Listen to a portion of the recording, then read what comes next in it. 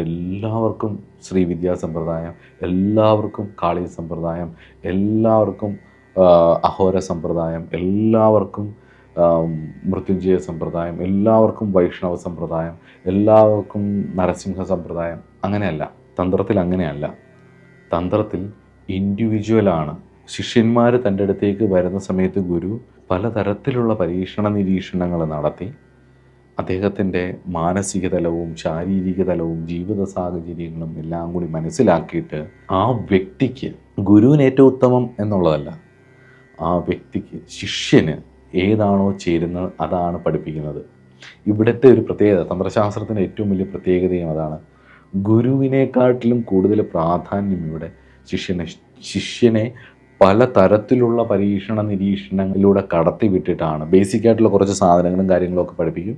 കുറച്ച് കാര്യങ്ങളൊക്കെ പഠിപ്പിച്ചിട്ട് പല കാര്യങ്ങൾ ചെയ്ത് പല പല പല കാര്യങ്ങളിലൂടെ കടത്തിവിട്ട് പല പല ചിന്തകളെയും, കോഷ്ടചിന്ത എന്നൊക്കെ പറയും, പല ചിന്തകളിലൂടെയാണ് അവസാനം ഒരു മന്ത്രനിശ്ചയത്തിലേക്ക് എത്തുന്നത്. അല്ലെങ്കിൽ ഏത് പദ്ധതിയിലൂടെയാണ്, അല്ലെങ്കിൽ ഏത് സമ്പ്രദായത്തിലൂടെയാണ് ഈ വ്യക്തി കടന്നു പോകേണ്ടത് എന്ന് ഉറപ്പിക്കുന്നത്.